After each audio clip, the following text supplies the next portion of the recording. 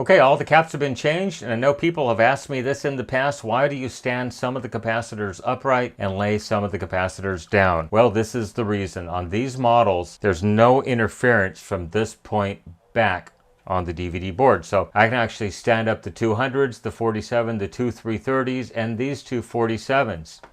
But if you look down in here, that's why I lay the capacitors down. There's not physically enough room to stand these things up. I don't know if you can see them down in there, but yes, there's one that I replaced right there in the middle. And then over on this side, kind of hard to tell, but yeah, you can certainly see the capacitors that I laid down versus the ones that are standing up. So let's go ahead and give this thing a complete VCR cleaning, and we'll go ahead and do a VCR to DVD transfer and make sure that it finishes the disc and finalizes the disc. Okay, so I thought I would show you a different perspective of the tape path cleaning. Normally I just have the camera straight up and down. This time just focus diagonally on the head and the tape guides, pinch roller. Hopefully you can see what's going on in here. So let's go ahead and start with the video heads and the cylinder. Still going to be kind of hard to see because my hand is going to be in the way, but I'm just going to clean the upper cylinder first without going down to the heads. I'm just cleaning the upper cylinder to get the air grooves completely cleaned out. And you can see how much crud's already come off there. Now for the new end, once again, going to be kind of hard to see. I'm barely going to contact the heads with the stock of the cotton swab. I'm not going to get down in there and get the cotton balled up into the heads themselves. Hopefully my hand is not in the way so you can see what's actually going on here. And I'm cleaning in a horizontal motion only, and then I'll go back over the complete upper drum, once again avoiding the heads with the big cotton ball portion. So the heads, in case you don't know, hopefully you can see it right there, are these little cutouts right there, right there, right there, and right there. So this one has 6 heads. It has 4 video heads and 2 audio heads on the rotating cylinder drum. So next I'll clean the lower portion of the drum. Once again, I'm avoiding the heads. I'm keeping them positioned out of the line of fire from the cotton swab. And then back over to this side that you can't see. But I'm cleaning the lower tape path where the tape actually runs. This over here is the full erase head. Hopefully it's in view. If not, I'm so sorry. This one is just one of the entrance tape guides. This is the supply roller with the supply angle. This gets the tape set up for the vertical helical scan. The VHS, that's why they call it a VHS, because of the vertical helical scan. As the head rotates, it reads and writes tracks on and off of the tape in a helix or helical.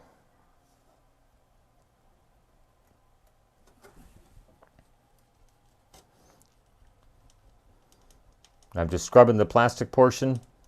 Once again, I am using acetone. Acetone will not damage any of the components in the tape path whatsoever. It will not damage the enamel on the heads, the windings for the video heads themselves, and it will not damage the pinch roller, which is rubber. Now, just as a note, you may not be able to see this. This is the auto head cleaner back here. So if this one feels pretty good. Actually, I'm going to go ahead and remove it because it's, as I squeeze it, it does not come back to life. And it's just foam. And with any kind of foam, it can actually turn into like this yucky goo. So I'm just going to go ahead and pop this out of here if I can get a grip on it. And I'm just going to leave this out of the unit because you can see the condition of the foam. When these are good, you can squeeze them and they'll pop right back into shape. But because this one, the foam is getting deteriorated, it's just foam rubber. And you can see how uneven the cleaning marks are. It's supposed to rotate and scrub the heads every time you put a tape into it, but they run out of life over time and they just need to be replaced or eliminated. The earlier VCRs didn't even have them.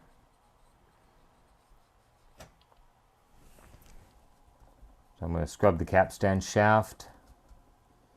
I should have just time-lapsed this, but I'm going to go ahead and narrate everything since you can actually see what I'm doing. Hopefully this is in view. This is the exit tape guide.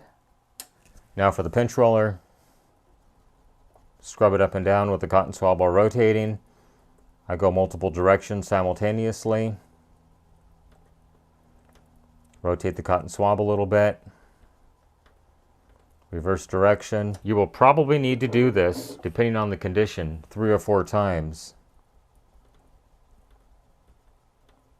Or more if it's really soiled.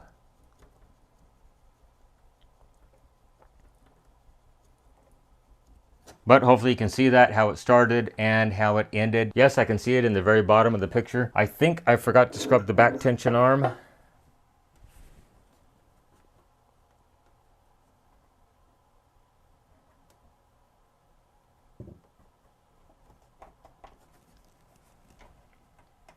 Okay, that's it for cleaning the entire tape path. Okay, if you don't feel confident using cotton swabs, and unless you've done it before, I would not, you can use a piece of paper. Just hold the paper stationary and rotate the cylinder. Hopefully my hand is not too far in the way right there. If you're going to move the paper up and down, move it in a very, very slow motion. Go ahead and reverse the direction of the drum. And I did get just a little bit more off right there. So if you're not confident using the cotton swabs, use the paper method. It should be perfectly fine. Okay, I've got a blank DVD -R in the drive. Let's go ahead and close the drawer and see if it can read the table of contents. And that if it knows it is a blank DVD -R.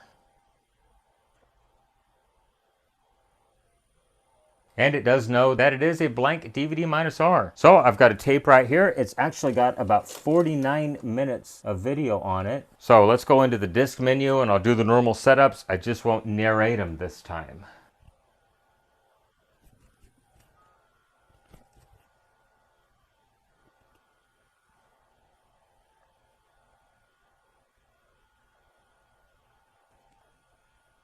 Okay, and I have it set up in the 1-hour dubbing mode. So I will go ahead and hit the dubbing button and we'll check back in about an hour and hopefully everything goes well. Here we go, dubbing.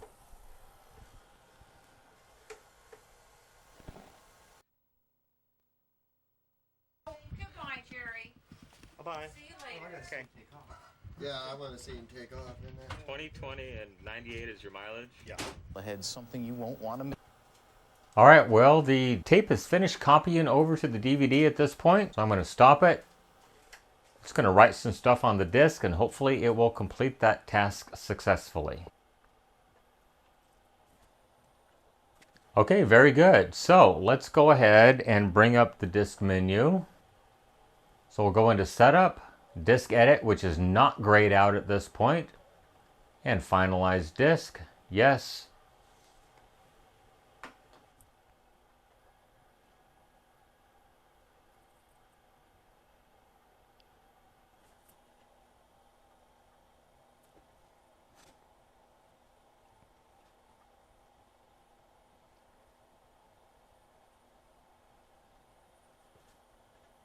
Okay, well, it claimed to have finalized the disc successfully. So next I'm going to go ahead and stop it. I'll open the drawer,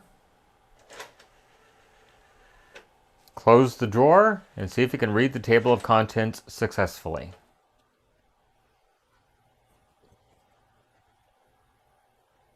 And yes, it did. Well, let's go ahead and play it, skip through some chapters, and see what we get.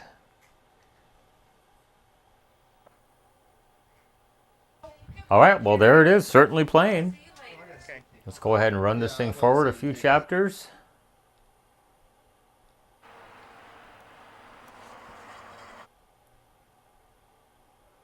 Well, so far, from what I can see, it's working absolutely perfectly. Well, I think that's going to be it. The repair on the Magnavox ZV427MG9A. Just need the prism cleaned, change some caps on the DVD board, clean the optical pickup, clean the VCR mechanism, the tape path, And I think this thing is going to be ready to ship back to my customer, who I believe is in Burlingame.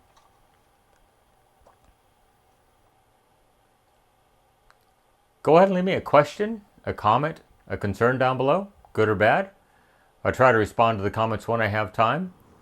While you're done there, hit that subscribe button and like this video. It really does help my channel grow. You can follow me on social media, Facebook, Instagram, Twitter at Norcal715. You can email me, norcal715videos@gmail.com. That is the best way to contact me. Please be patient. I do have a full-time job and I do this in my spare time.